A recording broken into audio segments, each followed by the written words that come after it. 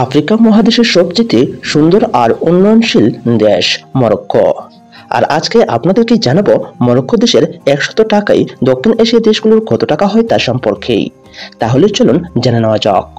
মরক্কোর মুদ্রাকে বলা হয় দিরহাম, আর বর্তমান রেট অনুযায়ী মরক্কো দেশের 100 দিরহাম সমান বাংলাদেশের 1354 টাকা 13 পয়সা। মরক্কোর 100 দিরহাম সমান ভারতের 981.98 রুপি। মরক্কোর 100 দিরহাম সমান পাকিস্তানের 3138.13 রুপি। মরক্কোর 100 দিরহাম সমান নেপালের 1561.56 রুপি। মরক্কোর 100 দিরহাম সমান মালদ্বীপের 170.17 রুপিয়া। মরক্কোর 100 দিরহাম সমান আফগানিস্তানের 766.76 আফগানি।